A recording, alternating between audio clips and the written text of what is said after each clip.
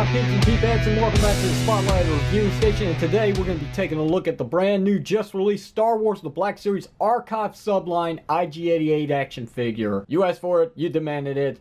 The world needs more Star Wars. I'll let myself out.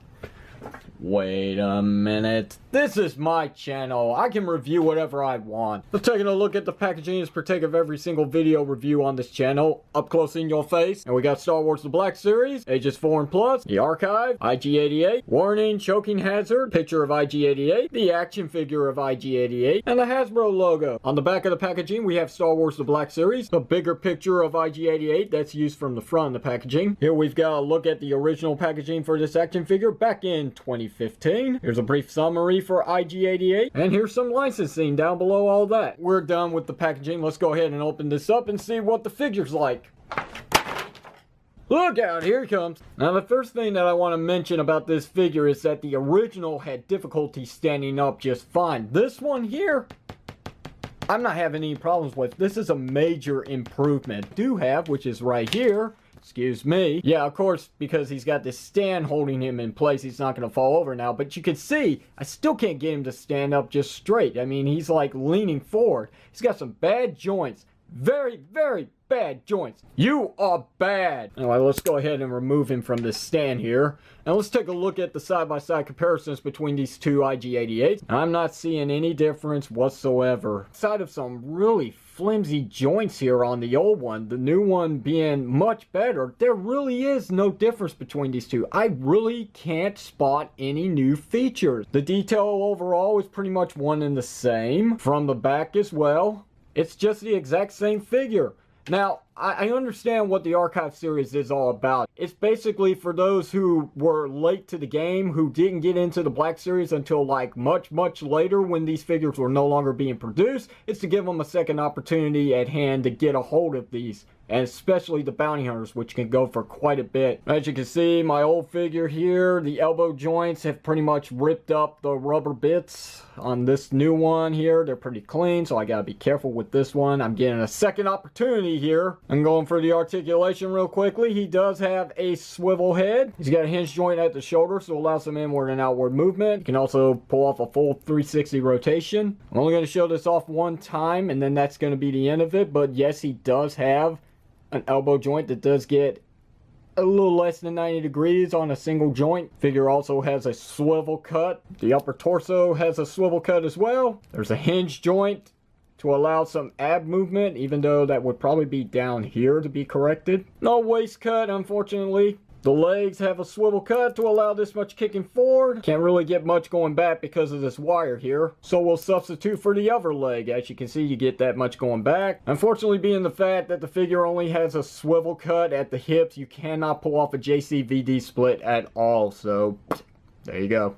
There's a thigh swivel cut on this figure, but it's pretty tight on mine, so I don't want to force it. The figure does have double jointed knees, but for some reason this one does not want to budge. There's a swivel cut at the ankles, and then there's a hinge joint for up and down movement at the feet, but no ankle rocker pivots. But at least the figure does have a couple accessories here. Starting off with this very cool looking blade. However, there's really no way to get IG-88 to hold this weapon unless you kind of bend the plastic of the handle, which is pretty thin as it is, but if you can get it to catch right there in that hole, there you go. That's the best I can do.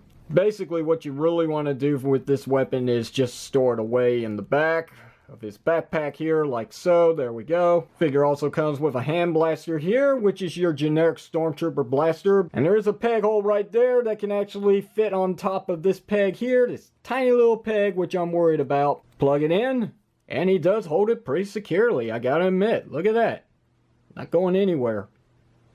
Like to see the old one do that. Put the money on the table, right? Here's the old one. There it goes. Last accessory that the figure comes with is his giant signature rifle here, which looks very nice.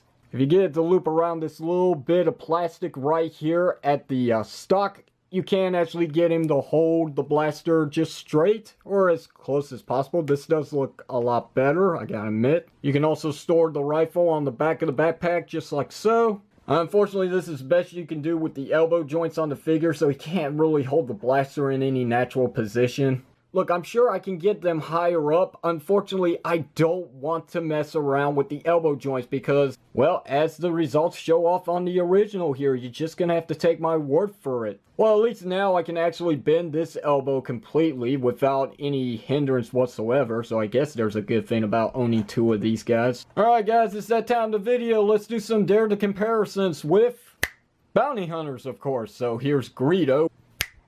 Here's Forlome. Little guy Zuckuss.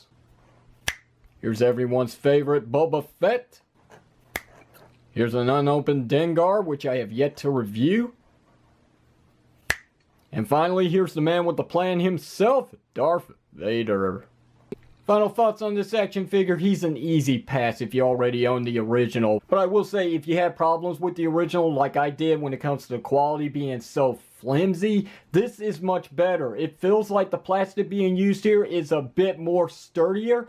It does hold its position a lot better. As you can see, I can actually pose this figure for what it has to offer in posability, unlike the original, which I couldn't get anything out of these legs. He just likes to fall over way too much. It's the whole reason I had to use this stand, but now I'm glad I don't have to use it anymore. Given the fact that the figure does have elbow joints, but you can't use it because of these rubber pieces, it's very disappointing and makes me wonder why Hasbro even bothered. But there's just some things that they just can't pull off because they want to go with accuracy, and that is those rubber pieces around the elbows. Granted, I have two figures, so again, I can use this one for displaying just as a clean figure, and the other one I can display in action poses. Outside of that, I mean, I've got nothing else to really say about it. It is the same as it comes with the original figure. Not much of a change at all, if anything at all. Just the plastic feels a little better on this one, and if that's the reason you want to go for it, be my guest. 20 bucks, it's up to you. Decide it with your wallet. I already made my decision so long ago because I needed to get a replacement, so I'm very glad to have a second opportunity at this figure, and hopefully